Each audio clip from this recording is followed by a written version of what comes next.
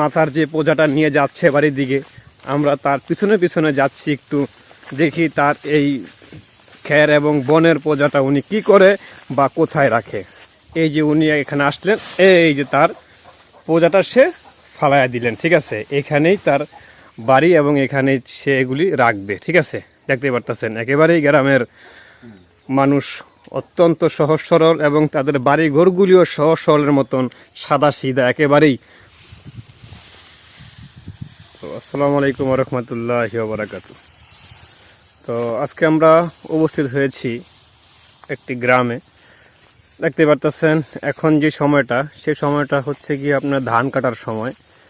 গ্রামের মানুষ ধান কেটে তারা বাড়ি নিয়ে যাচ্ছে, দেখতে পারতেছেন। ক্ষেত থেকে ধান কেটে কাঁধে করে করে সবাই বাড়িতে নিয়ে যাচ্ছে। কেউ আবার খ্যার বন শুকাচ্ছে, শুকিয়ে আবার তারা বাড়ি নিয়ে যাচ্ছে। তো এরকমই একজন মানুষ, গ্রামেরই বাসিন্দা, উনি তার ধান কাটা শেষ করে ওনার যে অবশিষ্ট খ্যার বনগুলি আছে উনি এগুলিকে শুকিয়ে তারপরে উনি বেঁধে তার বাড়িতে নিয়ে যাচ্ছে, ঠিক আছে। তো এরকমই মানে ঘটে, গ্রামের কাজকর্মগুলি এরকমভাবে তারা করে থাকে, ঠিক আছে। যারা শহর বন্দরে থাকে তারা কিন্তু এগুলি বোঝে না, জানে না, দেখে না, তারা টিভিতেই দেখে, ঠিক আছে। কিন্তু আমি তাদেরকে বলবো আপনারা গ্রামে আসুন, দেখুন, সরাসরি এগুলি উপভোগ করুন, ঠিক আছে। যে গ্রামের এই যে সবুজায়ন পরিবেশ এবং ধান ক্ষেত, ধান কাটা, কৃষকদেরকে দেখা, কথা বলা একটা মজাই আলাদা। দেখতে পারতেছেন একটি পোজা উনি একাই তুলে ফেললেন, ঠিক আছে। কারণ গ্রামের লোক যেরকম সহজ সরল ওইরকম শক্তিমান, ঠিক আছে। এই যে উনি তার এই মাথার যে পোজাটা নিয়ে যাচ্ছে বাড়ির দিকে, আমরা তার পিছনে পিছনে যাচ্ছি, একটু দেখি তার এই খ্যার এবং বনের পোজাটা উনি কি করে বা কোথায় রাখে। দেখেন এগুলি কিন্তু দেখার সবার সৌভাগ্য হয় না। যারা গ্রামে আসে তারাই কিন্তু দেখতে পারে এই গ্রামের পরিবেশ। আমরা এখন তার বাড়ির ভিতর ঢুকে পড়তেছি, দেখতেই পারতেছেন, ঠিক আছে। দেখেন গ্রামের বাড়ি ঘরের যে পরিবেশ, ঠিক আছে। এই যে উনি এখানে আসলেন, এই যে তার পোজাটা সে ফালাইয়া দিলেন, ঠিক আছে। এখানেই তার বাড়ি এবং এখানেই সে এগুলি রাখবে, ঠিক আছে। দেখতে পারতেছেন একেবারেই গ্রামের মানুষ অত্যন্ত সহজ সরল এবং তাদের বাড়ি ঘরগুলিও সহজ সরলের মতন সাদা সিধা একেবারেই।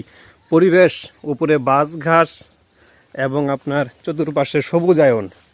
আর শহর বন্দরে অনেকেই থাইকে থাইকে কিন্তু বিল্ডিংয়ের ভিতরে নিঃশ্বাস বন্ধ হয়ে আসে। আপনাদেরকে বলবো আপনারা আসুন, গ্রামে আসুন, দেখুন, গ্রামের পরিবেশ উপভোগ করুন। যেদিকেই তাকাবেন সেদিকেই শুধু মানে দেখতে পারতেছেন ধানি জমি এবং সবুজায়ন, ঠিক আছে। তো এরকম দৃশ্য আপনাদেরকে দেখার সুযোগ করে দিচ্ছি আমি। আপনারা মনোযোগ সহকারে দৃশ্যগুলি দেখবেন, জানবেন, বুঝবেন, ঠিক আছে। কারণ গ্রামে না আসলে গ্রামের পরিবেশ বুঝতে পারবেন না, সরাসরি আসতে হবে। যদি আসতে পারেন তাহলে অবশ্যই আপনি দেখতে পারবেন যে গ্রামের কীরকম পরিবেশ। এখানে অনেকেই আছে এখনও কিন্তু ধান কাটা শেষ হয়নি, ধান কিন্তু তারা এখনও কাটতেছে, ঠিক আছে। ওইখানে দেখেন একজন এখনও তারা ধান কাটার ভিতরে ব্যস্ত। তো এখানে দেখতে পারতেছেন একটি ধান ক্ষেত, ধান কাটা হচ্ছে। ধান কেটে কেটে তারা এইভাবে সারিবদ্ধভাবে তারা রেখে দিয়েছে, ঠিক আছে। এই যে জমিটা, ঠিক আছে, এই জমিটা তারা কাটতেছে। দেখেন কি সুন্দর, কি সুন্দর সোনালী ফসল, ঠিক আছে। এই ফসল কিন্তু আপনারা টিভিতে দেখেন। ওই যে কৃষি দিবানিশি একটা চ্যানেল আসছে না, শাহিক সিরাজ, উনি যে করে কৃষি দিবানিশিতে আপনারা কিন্তু এরকম পরিবেশ দেখেন, ঠিক আছে। কিন্তু সেই পরিবেশটি আজকে আপনাদেরকে আমি শাকিল খান দেখাচ্ছি, ঠিক আছে। দেখেন কি সুন্দর ধান, হ্যাঁ।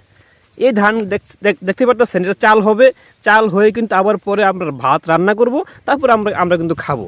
তো সেই ধান কাটা হচ্ছে, এদিকে ধানগুলি সারিবদ্ধভাবে তারা রেখে দিয়েছে, ঠিক আছে। দেখতেই পারতেছেন কত সুন্দর পরিবেশ।